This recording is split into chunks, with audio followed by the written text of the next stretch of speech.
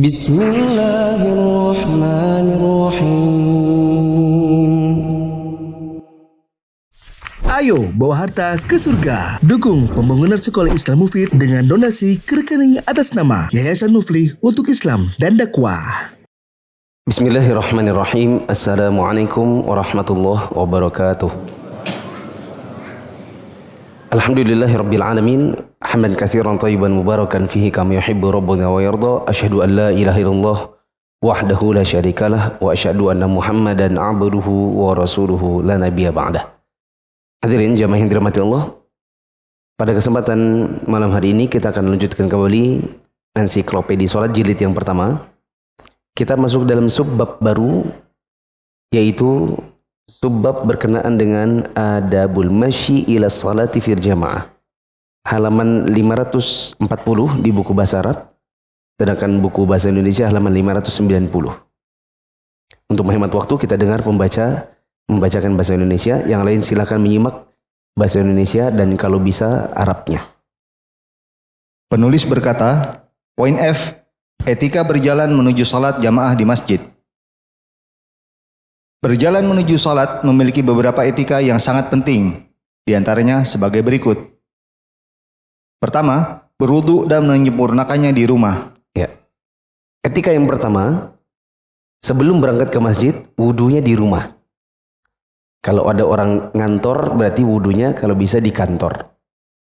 Wudunya di tempat, di rumahnya, di kantornya, sebelum dia berangkat menuju ke masjid. Apa landasannya?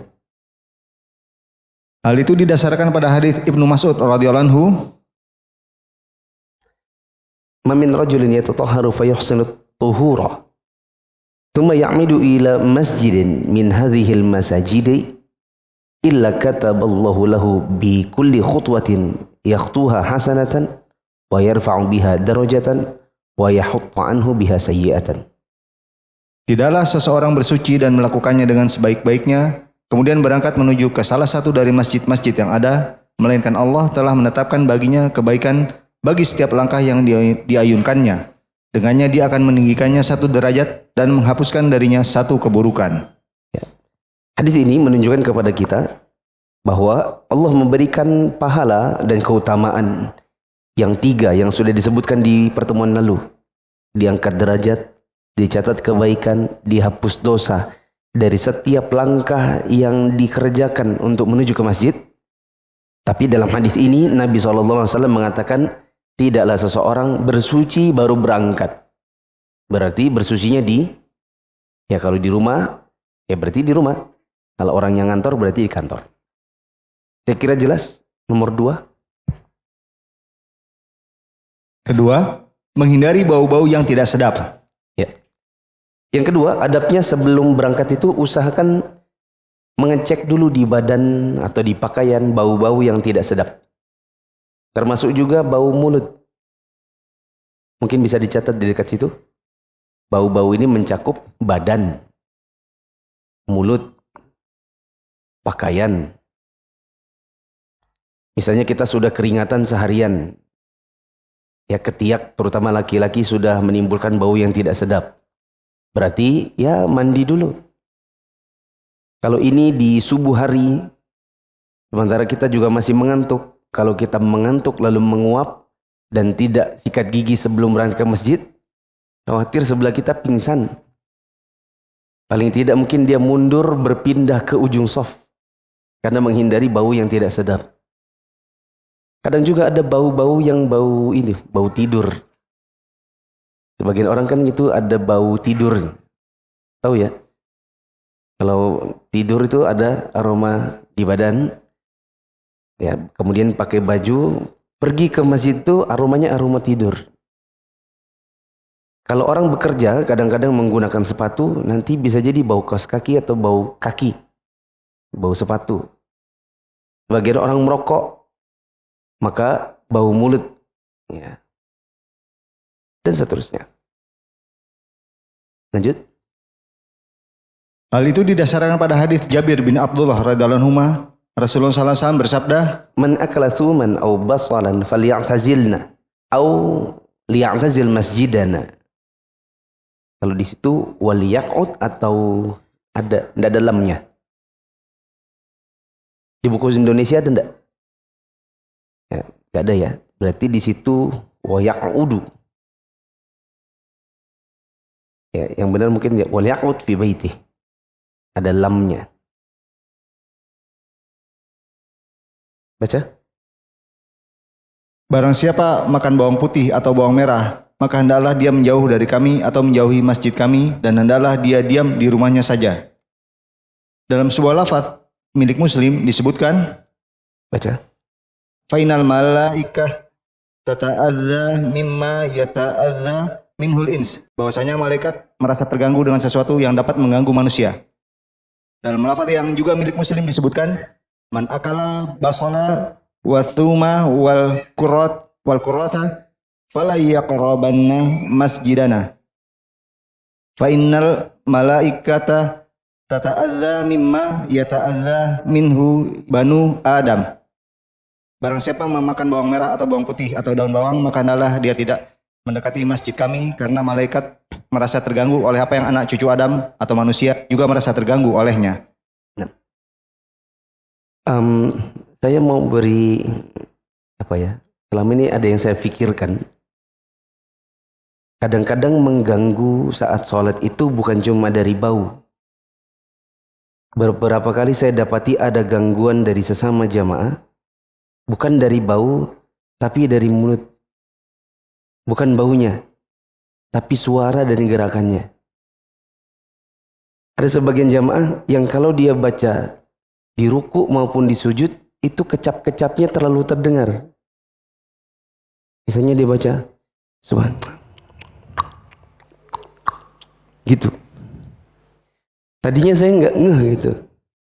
Sampai ada satu ikhwan pernah ikut kajian di sini, terus dia bilang ada di dekat rumah saya itu Ustaz. Bunyinya juga. Ya, lama-lama saya dapati juga gitu. Di sebagian orang benar mengganggu begitu. Cuma kalau orang tua susah juga ngasih taunya. Kalau itu kai-kai yang begitu, apalagi dia yang bangun masjid. Kalau kita kasih tau begitu, aduh, susah. Sehingga kadang-kadang terpaksa harus pindah. Sebisanya itu tidak dekat si kai-kai ini. Ya, saya diskusi sama sebagian teman-teman, dia bilang, Ustadz, kita mah kalau bisa sabar-sabar aja. Mungkin suatu saat kita jadi kai-kai juga. Dia bilang, iya betul. Tapi mau bagaimana lagi? Memang pada kenyataannya kita jadi tidak bisa khusyuk. Begitu ruku bunyinya, gitu. Begitu sujud nanti bunyinya lagi, gitu. Belum lagi gerakannya. Ada sebagian orang yang ganggunya itu gerakan. Terlihat dari sudut mata ini, kalau baca tasbih itu rahangnya kayak mau terjatuh gitu. Gitu. Jadi, aduh. Ya, pernah ketemu nggak teman-teman gitu? Pernah ya? Di mana ya ketemunya itu ya? Begitu tahiyat kan kita sunnahnya kalau tahiyat yang ditatap apa? Jari telunjuk kan? Nah mata kan agak miring sedikit gitu kan? Miringnya ini lihat mata mulut di sebelah.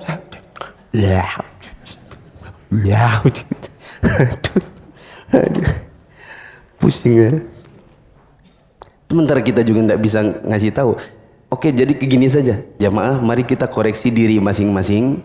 Bau mulut, bau badan, bau ketek, bau baju, bau kaki, tambah dengan itu sama udah itu. Mari kita koreksi diri masing-masing, karena kalau kita sholat bersama kaum muslimin yang lain, hendaknya kita bisa saling menjaga kekhusyuan. Lanjut. Yang ketiga, berhias dan berpenampilan baik. Hal itu didasarkan pada firman Allah Subhanahu wa taala pada surat Al-A'raf ayat 31, "Ya bani Adam khudzu zinatakum 'inda kulli masjidin." Hai anak Adam, pakailah pakaianmu yang indah di setiap memasuki masjid. Juga didasarkan pada sabda Nabi SAW berikut ini, "Innallaha jamilun yuhibbul jamal. Sesungguhnya Allah itu indah dan menyukai keindahan. Nah. Adab yang ketiga, usahakan ketika mau berangkat ke masjid berhias dan berpenampilan yang baik. Ada perintahnya di dalam Al-Quran, ada anjurannya di dalam sunnah. Sehingga terutama kita yang menyandarkan diri atau menisbatkan diri pada kajian sunnah, hendaknya menjadi orang-orang yang paling perhatian dalam hal ini. Allah perintahkan, wahai anak Adam, pakailah pakaianmu yang baik, yang menjadi perhiasanmu manakala kamu hadir untuk sholat. Saya tidak jarang berkata begini di sebagian kajian. Teman-teman, kalau pergi ke kantor, itu tidak mungkin kutangan, oblongan, tidak mungkin. Teman-teman kalau pergi kondangan di sebuah acara yang orang anggap itu sakral, karena ini acara ibadah, pernikahan, walimah. Nggak mungkin teman-teman pakai baju bola, baju kaos, nggak mungkin. Ya, pasti teman-teman pakai baju koko, pakai baju batik, pakai sepatu. Itu kita pertemuan dengan sesama makhluk. Kenapa kalau pertemuan dengan Al-Khaliq kita memberikan baju yang lebih buruk daripada yang kita pakai dari apa yang kita pakai untuk pertemuan dengan sesama makhluk? Dan catatan, tidak ada bedanya antara pertemuan dengan Allah saat sendiri di rumah, misalnya karena kita kehujanan atau di luar sholat subuh, mau sholat subuh ke masjid, hujan deras kemudian kita sholat di rumah. Tidak ada bedanya sholat di rumah dengan sholat di masjid. Yang dihadapi semua adalah Allah. Maka tidak boleh kita membedakan, oh kalau ke masjid bajunya gamis, begitu di rumah baju tidur dipakai. Ya. Ada catatan juga, kalaupun seandainya kita terpaksa menggunakan baju-baju kaos, maka jangan menjadikan itu sebagai kebiasaan. Kalaupun terpaksa pakai baju kaos, itu kasuistik sekali. Seperti ada orang mengantar istrinya pergi ke pasar. Ya, istrinya bilang, "Bi, antar ke pasar." Sampai jam 11:30 belum muncul-muncul di motor, di telepon udah diangkat. Rupanya dia lama nawar. Lamanya itu nawarnya. Ya. Akhirnya kita kirim WA, "Kamu lama betul ditunggu. Ini sudah mau azan. Abi pergi dulu ke masjid." Akhirnya terpaksa kita pergi ke masjid. Yang tadinya planningnya pulang jam 11 sampai jam 12, rupanya kita masih di pasar. Ya, akhirnya kita pakai baju apa yang kita pakai pergi ke pasar. Pakai kaos. Ya, atau pakai rompi sholat. Kalau itu sesuatu yang sifatnya hanya kasuistik, nggak apa-apa. Ya. Adapun itu menjadi rutinitas, maka jangan. Catatan saya balik ya. Catatan, bila kita lihat teman pakai baju kaos, maka jangan terburu-buru menghukumi, wah ini nggak ngamalkan sunnah nih. Kalau ketemu dengan teman misalnya di suatu tempat atau di suatu masjid, kita lihat dia pakai baju kaos atau pakai baju yang tidak pantas, jangan terburu-buru kemudian menghukumi dalam hati, wah ini kalau kajian aja pakai baju bagus nih, giliran nggak di masjid umum ini nggak bagus. Bisa jadi dia lagi nunggu istrinya di pasar yang tidak pulang-pulang karena kelamaan nawar itu, bisa jadi. Keempat, memanjatkan doa keluar rumah dan pergi dengan niat untuk menunaikan salat, yaitu dengan mengucapkan Bismillah tawakkaltu ala Allah wa la hawla wa la quwata illa billah. Dengan menyebut nama Allah, aku bertawakal kepada Allah. Tidak ada daya dan kekuatan melainkan hanya dari Allah. Juga dibaca Allahumma, coba sama-sama teman-teman. Allahumma inni a'udzubika an adilla au udalla au azilla. Kalau di buku bahasa Indonesia kayaknya kurang tasdid, enggak ya? Itu pakai tasdid enggak? Pakai. Oke. Au azilla au uzalla au azlima au uzlama au ajhala au yujhala alayya. Ya Allah, sesungguhnya aku berlindung kepadamu dari menyesatkan atau disesatkan, dari tergelincir atau digelincirkan, berbuat zalim atau dizalimi, dan bodoh atau dibodohi. Berikutnya ini dibaca juga. Apalagi kalau memang rumah menuju ke masjid itu jaraknya ditempuh dengan berjalan kaki, ini kesempatan untuk baca doa. Coba sama-sama. Allahumma, atau lanjut, Allahumma ja'al fi qalbi nuran wa fi lisani nuran wa fi sam'i nuran wa fi basari nuran wa min fawqi nuran wa min tahti nuran wa an yamini nuran wa an shimali nuran wa min amami nuran wa min khalfi nuran waj'al fi nafsi nuran.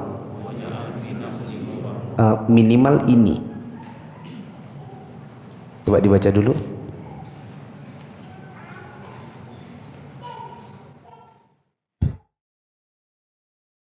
Ya Allah, berikanlah cahaya di dalam hatiku, cahaya pada lidahku, cahaya pada pendengaranku, dan cahaya pada pandanganku.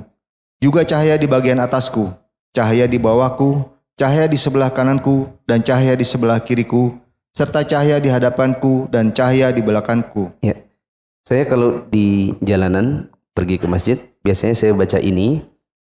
Kadang sambil saya tunjuk apa yang saya doakan. Ya Allah, jadikan cahaya pada hatiku. Saya ngafalin gitu. Saya tunjuk dada dulu pada hatiku, kemudian naik ke atas. Di lisanku, dengaranku, pandanganku, atasku, bawahku, kananku, kiriku, depanku, belakangku. Ya. Terus lanjut doanya. Wa'azim li nuran waj'al li nuran waj'alni nuran Allahumma a'tini nuran waj'al fi 'asabi nuran wa fi lahmi nuran wa fi dami nuran wa fi sya'ri nuran wa fi bashari nuran. Jadikanlah cahaya di dalam jiwaku, agungkanlah cahaya untukku, terangkanlah cahaya bagiku, jadikanlah untukku cahaya, dan jadikan pula diriku ini cahaya. Ya Allah, berikanlah cahaya kepadaku, berikanlah cahaya di urat-uratku, cahaya di dagingku, cahaya di darahku, cahaya di rambutku, dan cahaya di kulitku. Ini doanya. Usahakan bisa dihafal. Selanjutnya, adab yang kelima. Kelima, tidak menjalinkan jemari ketika dalam perjalanan menuju ke masjid dan pada saat sholat. Ya. Adab yang kelima, saat kita berangkat ke masjid, tidak menjalin jari jemari ketika dalam perjalanan menuju ke masjid. Dan juga sambil menunggu iqamat, apalagi sambil sholat. Yuk kita rinci teman-teman. Tidak menjalin jari jemari dalam perjalanan ke masjid. Contohnya bagaimana? Teman-teman jalin jari jemari bagaimana? Gini kan? Tapi sambil jalan kan tidak ada yang kayak gini nih. Nih saya berdiri, kan tidak ada yang jalannya kayak gini, jarang ya. Tapi kalau begini, gimana? Sering enggak? Ada nggak orang kayak gini? Iya, dia tidak jalin jari jemari di depan perutnya. Tapi sambil jalan, jalin jari jemari di pinggang belakangnya. Nah, ini dimakruhkan. Menghilangkan keutamaan-keutamaan orang berangkat ke masjid. Termasuk juga sambil nunggu iqamat. Minggu lalu sudah saya jelaskan. Termasuk yang bisa menghilangkan keutamaan, sebagian dari keutamaan sholat berjamaah adalah sambil nunggu iqamat, duduk sambil menjalin jari jemari. Harusnya apa yang dilakukan? Berdoa, angkat tangan, menengadahkan tangan. Ini harusnya dilakukan.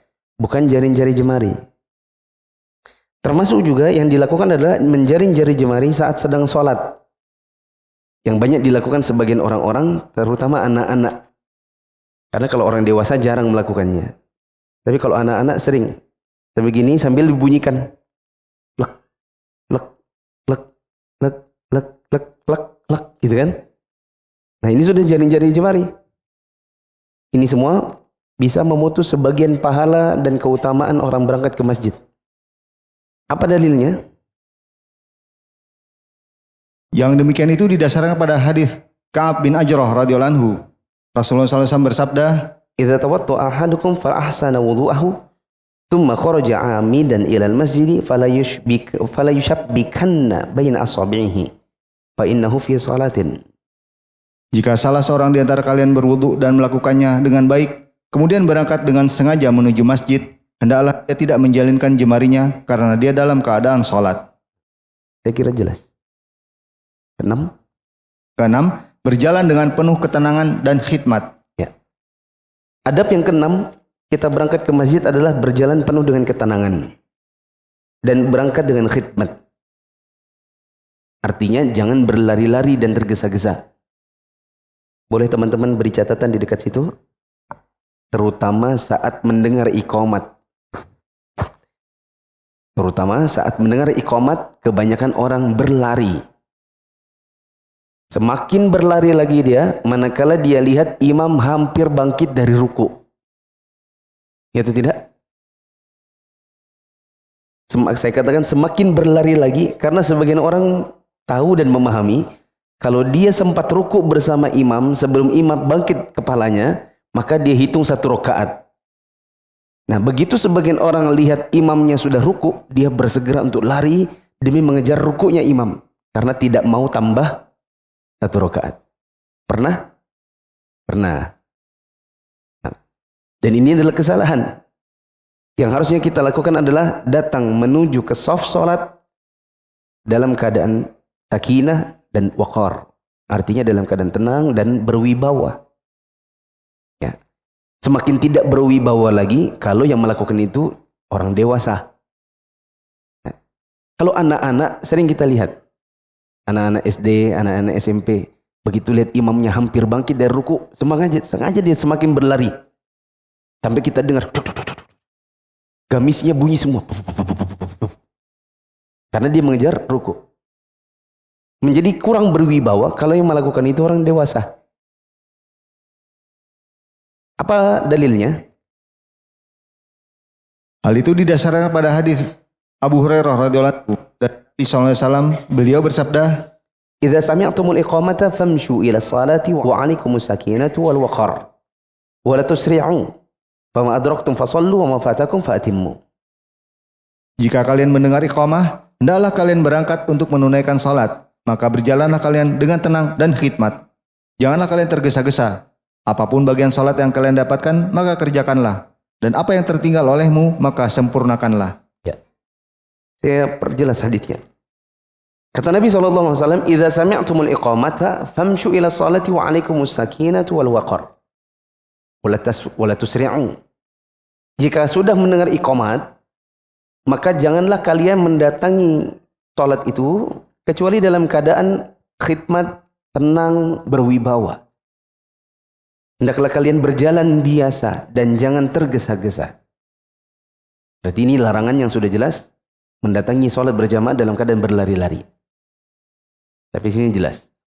Ada tambahan hadisnya, "Fama adraktum fasallu wa ma fatakum fatimmu." Apapun posisi imam, maka ikuti dia. Sholat sebagaimana posisi imam. Nanti apa yang sudah terluput, tinggal tambahkan. Berarti kalau kita dapati imam misalnya dalam keadaan ruku, berarti takbiratul ihram kemudian ruku. Boleh juga takbiratul ihram sedekap ruku. Boleh takbiratul ihram saja tanpa sedekap langsung ruku. Dua-duanya boleh. Yang penting jangan takbiratul ihram sedekap malah Al-Fatihah. Habis itu mengejar ruku, i'tidal, sujud. Antum pernah enggak dulu gitu waktu SD? Ya, karena ngejar Satria Baja Hitam, enggak mau ketinggalan. Ya, jadi dapatnya imam di masjid itu sudah rakaat 3. Rakaat 1, 2-nya dirapel, cepat-cepat kebut-kebut supaya nanti salamnya sama-sama sama imam. Yang benar, sampai di masjid dapati imam sujud, tinggal takbir, sujud. Nanti kalau imam sudah salam, tinggal dihitung berapa kurangnya. Itu yang benar. Bukan ngebut-ngebut mengejar supaya bisa hitungannya sama seperti imam. Dan akan sangat aneh kalau ada orang dewasa masih mengerjakan sebagaimana yang dikerjakan anak-anak. Lanjut. Dalam sebuah lafaz disebutkan, Idza qimatis sholatu fala ta'tuha wa antum tas'aun. Di sini enggak ada wa antumnya. Fala ta'tuha wa tas'aun. Wa tuha tamshun. Ya, wa alaikumus sakinatu fama adraktum fasallu wa ma fatakum fatimmu. Jika iqamah sudah dikumandangkan, janganlah kalian mendatanginya dengan berlari, tetapi datangilah dengan berjalan dan kalian harus benar-benar tenang. Apapun bagian salat yang kalian dapatkan, maka kerjakanlah. Dan apa yang terlewatkan, sempurnakanlah. Ya. Saya beri faidah tambahan. Stabiloi kata-kata wa ma fatakum fa'atimmu. Ini di sini ada faidah yang besar. Saya dapatkan pertama kali faidah ini dari Syekh Muhammad Mukhtar Asy-Syinqiti. Waktu dulu beliau setiap bulan datang ke kota Riyadh.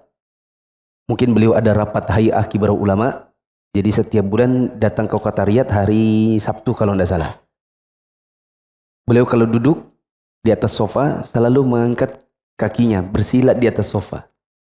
Dan saya selalu kena kaki kanannya karena saya duduk di kirinya beliau. Pertama kali saya dengar faidah ini dari beliau. Kata beliau, kata-kata Nabi, wa ma fatakum fa'atimmu, apa yang terlewat sempurnakan. Kata sempurnakan itu berarti hitungan kita waktu kita masbuk adalah rakaat 1. Bukan seperti rakaatnya imam. Maka ketika imam duduk tahiyat akhir, misalnya sholat maghrib, imam duduk tahiyat akhir. Dia duduknya di lantai, betul? Betul enggak? Kita duduknya rakaat 2. Di lantai juga atau di kaki? Nah gitu. Kalau imam rakaat 3, duduknya di lantai, sholat maghrib. Kita terlambat. Kita baru rakaat 2, duduk kita di kaki apa di lantai? Jawabannya ada ikhtilaf. Hadis ini menunjukkan kepada kita kata-kata apa yang terluput sempurnakan, kata-kata sempurnakan menunjukkan bahwa rakaat 1 waktu kita masuk adalah rakaat 1 hitungannya kayak hitungan kita, bukan kayak hitungannya imam. Jadi kalaupun imam rakaat 2, kita ngitungnya tetap 1. Waktu imam rakaat 3, kita hitungannya tetap rakaat 2. Begitu nanti imam salam, kita menghitung sempurnakan, berarti rakaat 3. Konsekuensinya, bila imam rakaat 3 duduk di lantai, kita tetap duduk di kaki. Berdasarkan hadis ini. Jadi pahami? Tapi seandainya pun ada yang duduknya di lantai, boleh, kata beliau.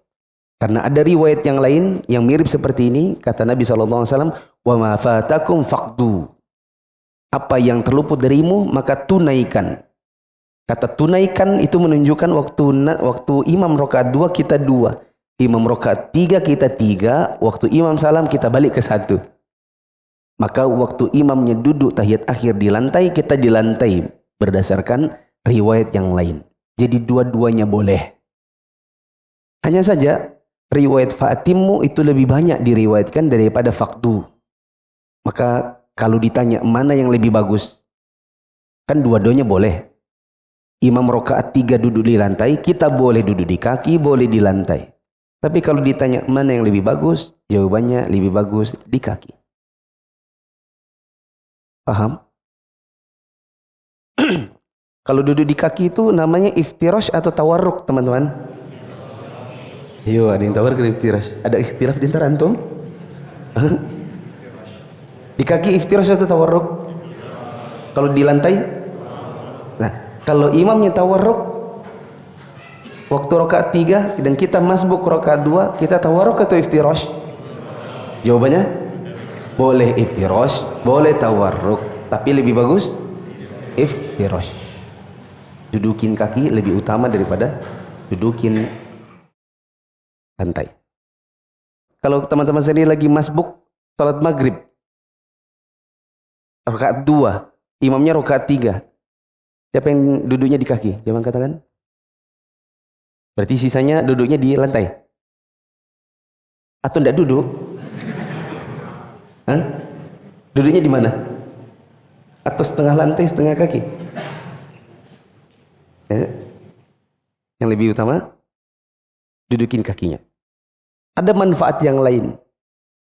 Kenapa duduki kaki? Manfaat lainnya adalah biar orang yang baru datang setelah kita tahu, oh ini imamnya rakaat 3, ini rakaat 2 nih kayaknya. Saya mau jamaah sama dia. Lepas dari ada ikhtilaf tentang jamaah berantai, karena biasanya orang membutuhkan pengetahuan. Ini rakaat berapa ya yang di belakang ini? Rakaat 3 apa rakaat 2? Belum lagi kadang-kadang ada sebagian orang begitu dia masbuk lupa dia itu rakaat berapa. Aku tadi masbuk imamnya rakaat berapa ya? Dengan teman di sebelahnya duduknya di lantai, di kaki, dia jadi tahu, oh ini di kaki. Berarti ini tadi kan aku datangnya sama-sama. Oh berarti ini rakaatnya bareng nih. Kalau ini di lantai dia bingung, lantai juga berapa ya? Nanti imam salam aku salam apa enggak? Rupanya orang yang di sebelahnya yang duduknya beda dengan imam malah membantu dia untuk mengingat sebenarnya dia sudah rakaat berapa. Teman-teman pernah pengalaman begitu enggak? Masbuk tapi enggak tahu ini rakaat berapa. Pernah? Enggak pernah? Ya, saya pernah. Dan saya bingung, ini rakaat berapa ya? Sudah kelupaan. Nah, saya melihat orang di sebelah. Karena tadi masuknya sama-sama. Oh, dia duduk di kaki. Oh, berarti saya juga duduk di kaki. Dia bangun, oh saya bangun. Lanjut. Dalam hadis di atas terdapat perintah untuk mendatangi sholat dengan penuh ketenangan dan khidmat, serta larangan mendatanginya dengan berlari, baik itu sholat Jumat maupun sholat lainnya. Baik itu dalam keadaan takut tertinggal takbiratul ihram maupun tidak. Sabda Nabi SAW, jika engkau mendengar iqamah, disebutkannya iqamah di sini sebagai peringatan atas yang lainnya. Karena jika dilarang mendatanginya dengan berlari pada saat iqamah karena takut tertinggal sebagian sholat, maka sebelum iqamah itu lebih pantas. Hal itu ditekankan dengan dijelaskannya alasan. Beliau SAW bersabda, Fa inna ahadakum idza kana ya'midu ila sholati fa huwa fi sholatin. karena sesungguhnya jika salah seorang di antara kalian berangkat menuju sholat, maka dia sedang dalam keadaan sholat. Ya, sampai situ dulu. Maksudnya begini teman-teman. Ketika Nabi SAW mengatakan, ketika kalian mendengar iqamat maka berjalan, dengar iqamat saja orang tetap disuruh berjalan, apalagi sebelum iqamat. Karena nggak ada yang dikejar. Ada orang dengar iqamat dia takut ketinggalan takbiratul ihram. Lalu dia akhirnya berlari. Itu saja dilarang, apalagi nggak ada yang dikejar. Seperti iqamat belum terdengar. Maka lebih dilarang lagi untuk lari-lari. Lanjut.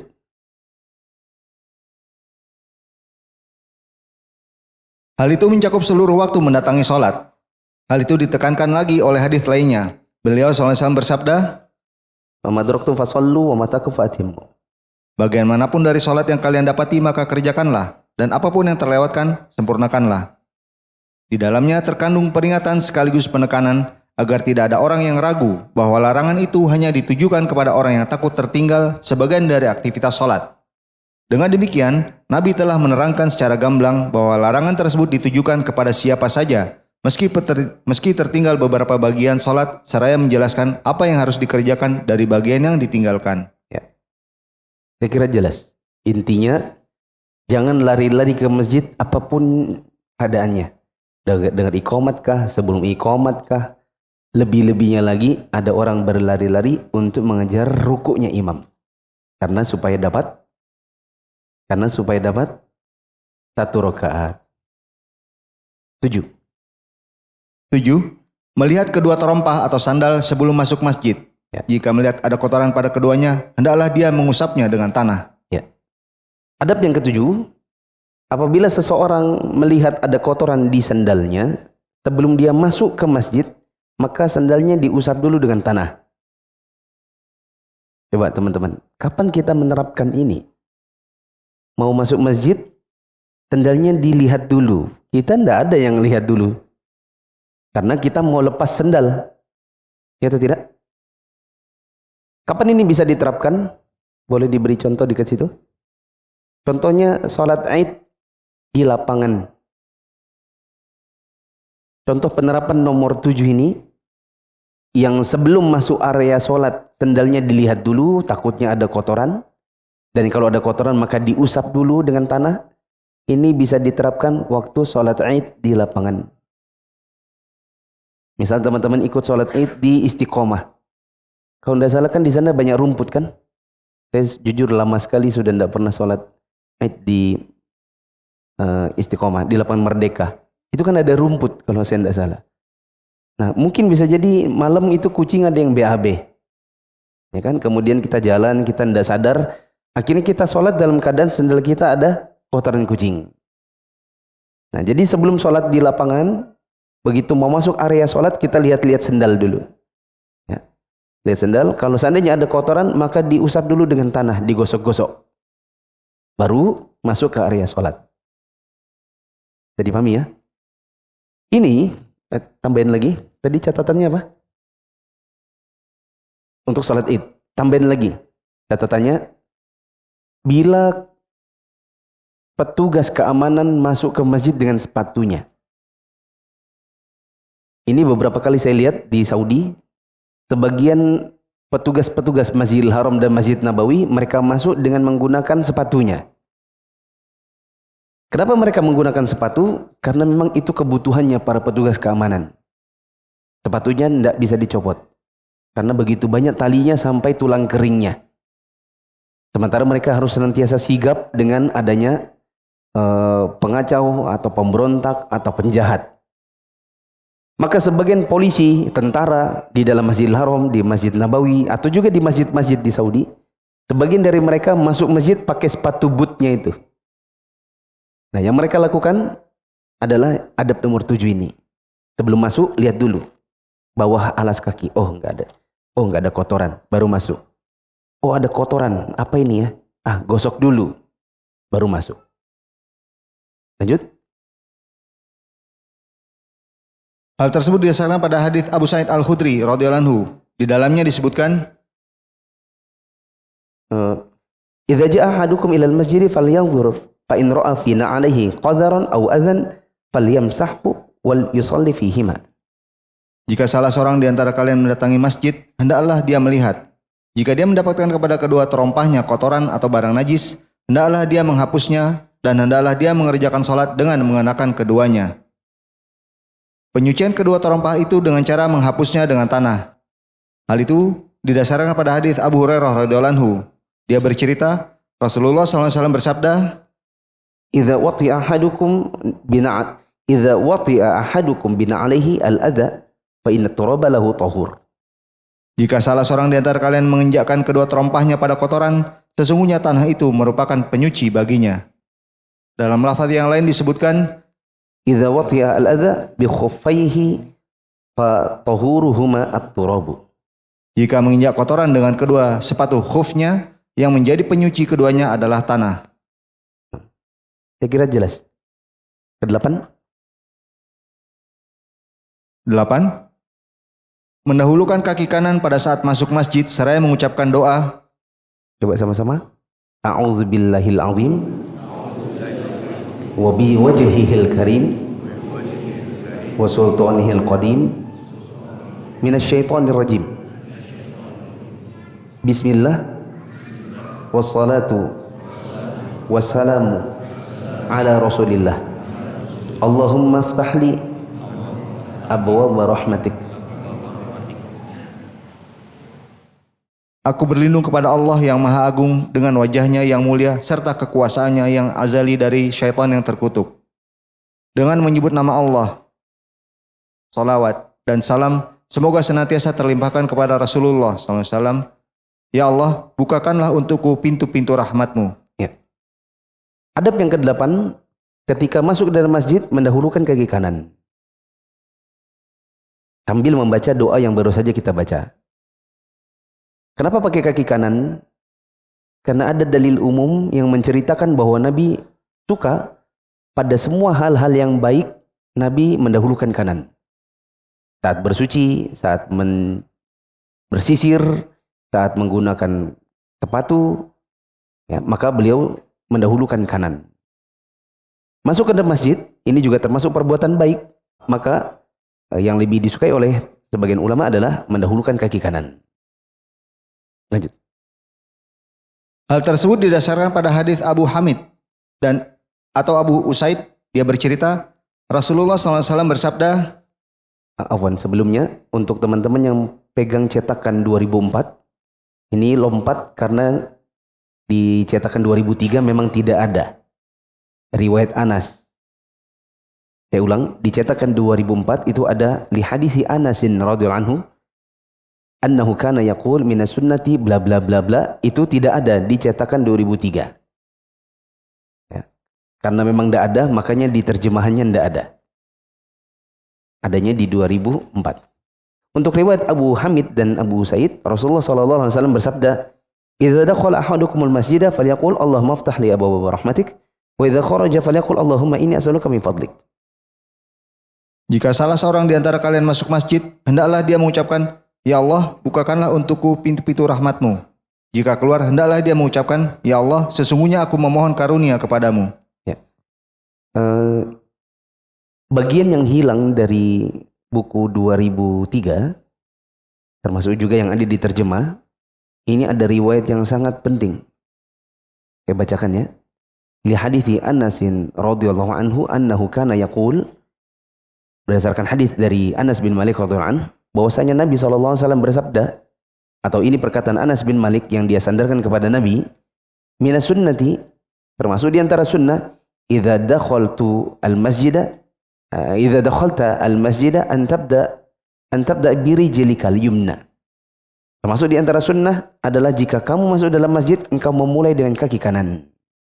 Wa idza kharajta an tabda bi rijlika al-yusra. Dan bila kamu keluar dari masjid, kamu menggunakan kaki kiri. Ya, dan dicetakan 2004 ada, 2003 tidak ada, bahasa Indonesia juga tidak ada. Padahal ini riwayat yang sangat-sangat penting. Azan dulu.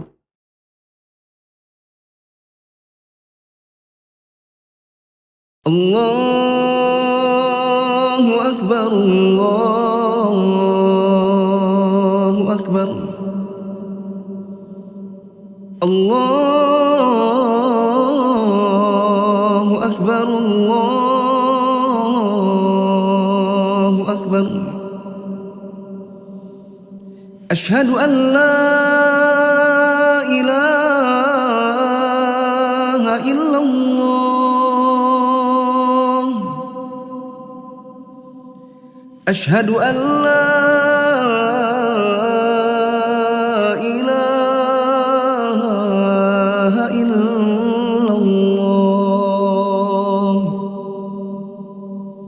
أشهد أن محمد رسول الله. أشهد أن محمد رسول الله. حي على الصلاة.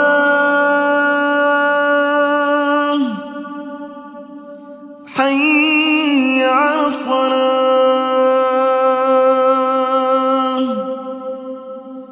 حي على الفلاح.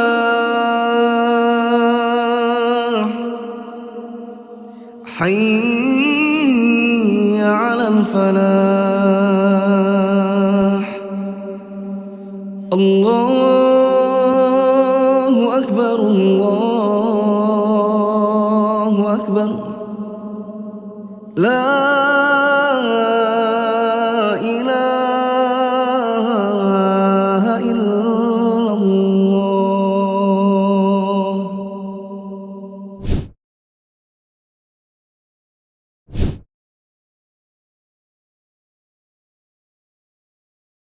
Jemaah yang dirahmati Allah, saya ringkaskan apa yang sudah kita bahas. Tadi kita membahas 8 etika untuk menuju sholat ke masjid. Yang pertama, berwudu di rumah.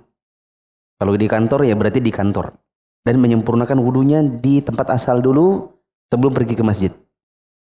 Yang kedua, menghindari bau-bau yang tidak sedap, baik dari badan, pakaian, kaki, atau juga mulut. Tadi saya juga memberi catatan termasuk ada hal yang mengganggu, yaitu suara-suara kecap-kecap dari lidah saat berdoa dan juga pergerakan rahang yang kadang-kadang mengganggu. Ketiga, berhias dan berpenampilan yang baik harus lebih bagus daripada penampilan kita kalau kita pergi ke kondangan atau pergi ke kantor. Kemudian berdoa saat pergi keluar rumah dan pergi ke masjid sambil berniat yang niatnya adalah untuk menunaikan sholat. Adab yang kelima, tidak menjaring jari jemari saat berangkat ke masjid, baik menjalinnya depan perut maupun di belakang pinggang. Termasuk juga jangan menjalin jari jemari sambil menunggu iqamat, apalagi sambil sholat. Yang keenam, berjalan dengan penuh ketenangan dan khidmat. Apakah sudah mendengar iqamat, apalagi sebelum iqamat, dan terutama saat-saat di mana orang memang suka berlari-lari, yaitu mengejar rukuknya imam. Adab yang ketujuh, kita lihat terlebih dahulu di bawah sendal. Jika ada kotoran maka diusap dulu dengan tanah sebelum masuk ke masjid. Penerapan di zaman sekarang kita bisa lakukan waktu kita sholat Id di lapangan. Begitu juga untuk para petugas keamanan seperti polisi dan tentara yang sepatu bootnya tinggi dan banyak talinya. Biasa ini kita lihat di Masjidil Haram dan Masjid Nabawi. Yang terakhir, masuk ke masjid dengan mendahulukan kaki kanan sambil berdoa. Yang doanya di buku ini tadi. Wallahu a'lam bishawab. Insyaallah 9 dan seterusnya kita lanjutkan pada pertemuan yang akan datang. Di sini ada pertanyaan, ketika kita masbuk dan kita dapati salah satu jamaah juga masbuk dan jamaah tersebut ingin menambah atau menunaikan rakaatnya, apakah kita baiknya berjamaah dengan jamaah tersebut atau lebih baiknya kita membuat shaf berjamaah baru dengan jamaah yang lain yang masbuk sama kita? Ada pertanyaan berikutnya, jika posisi kita sendirian dalam keadaan masbuk, bolehkah menjadikan jamaah yang masbuk juga untuk menjadi imam? Begini teman-teman, untuk berjamaah di antara sesama masbuk ini ada beberapa keadaan yang memang ada ikhtilaf di kalangan para ulama. Saya peragakan dengan botol-botol dan gelas di depan saya. Kalau yang dimaksud oleh teman-teman adalah begini, ini imam ya, bendera. Ini imam. Oke, ini jamaah, kotak tisu ini jamaah sudah. Misalnya ini jamaahnya, ini datang terlambat nih, si A. Nah, ketika imam sudah salam, tisu salam, gelas salam, bangkit si botol. Oh, ternyata dia masbuk. Saya sendirian, bolehkah saya jamaah sama dia daripada saya sholat sendirian? Maka jawabannya ada ikhtilaf ulama. Saya pribadi lebih condong boleh. Oke, ini kasus satu. Kasus dua, ini yang datang dua orang. Yang tadi sudah berjamaah, imam sudah salam, si bendera sudah salam, kotak tisu sudah salam, gelas ternyata masbuk, dia berdiri. Maka berdua ini bertanya, si botol dan botol ini, kita ikut dia kah? Apa kita jamaah sendiri aja? Jawabannya, ngikut di belakangnya boleh, jamaah sendiri boleh. Yang penting, jamaah. Paham? Yang masbuk ini pun nggak apa-apa, dia sendirian. Karena dia terhitung jamaahnya sama si bendera tadi. Adapun si botol dan botol, mereka jamaah saja berdua. Jadi dapat 27, dapat 27. Kalaupun si yang gelas ini berdiri, si botol-botol ini berdiri di belakangnya, mau jadi makmumnya, juga boleh. Yang penting apa tadi? Jamaah. Ini kasus 2, selesai. Sekarang kasus yang terakhir, kasus 3. Yaitu, yang masbuk ini 2 orang. Bendera sudah salam, imamnya. Tisu sudah salam, gelas sudah salam. Botol dan botol, dua-duanya masbuk. Allahu Akbar, berdirilah dua-duanya ini. Lalu, si botol yang bagian kiri maju sedikit. Tik, tik, tik, tik, tik. Mengangkat diri jadi imam buat si botol yang satunya lagi. Padahal sama-sama berdiri buat masbuk. Ini yang jadi masalah. Kalau yang pertama tidak ada masalah. Yang kedua tidak ada masalah. Ini yang ketiga. Sesama makmum masbuk berdiri. Ini salatnya sendiri-sendiri. Ataukah ini maju sedikit supaya jadi imam? Jawabannya yang benar tidak ada. Berjamaah lagi dengan sesama imam, sesama makmum masbuk. Begitu kalian berdiri sesama masbuk, sholatnya sendiri-sendiri. Kenapa begitu? Lah kenapa juga kalian berjamaah? Ustaz, supaya ya berjamaah. Nah, ini saya pernah kejadian dulu di Regensi. Kejadian begini. Saya berdiri, ya kan, saya berdiri masbuk. Ada santri berdiri juga masbuk. Ruku, dia ruku.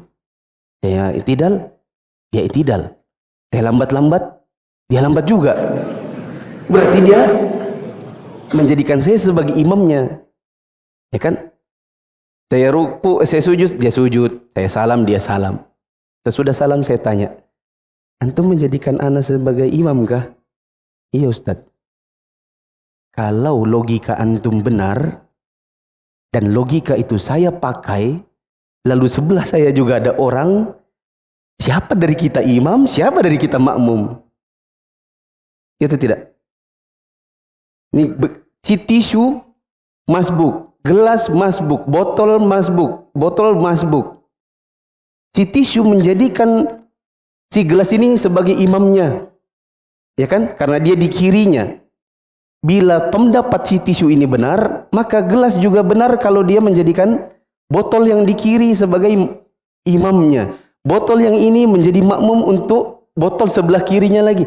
Siapa dari mereka imam, siapa dari mereka makmum? Karena semuanya mau menjadikan imamnya secara berantai. Maka yang benar, bila semuanya masbuk, maka semuanya sholat sendiri-sendiri. Tidak ada lagi jamaah di antara mereka. Maka tidak ada lagi yang namanya sesama makmum masbuk berdiri maju ke depan lalu menjadikan sesama teman-temannya sebagai makmumnya dia. Tidak ada. Karena bila logika ini benar, nggak bisa diterapkan bila seandainya mereka tidak koordinasi lalu semuanya ini imam, ini makmum, ini imam. Ini imam plus makmum, ini imam plus makmum, ini imam plus makmum, dan seterusnya. Subhanakallahumma wa bihamdika asyhadu an la ilaha illa anta astaghfiruka wa atubu ilaik. Wassalamualaikum warahmatullahi wabarakatuh.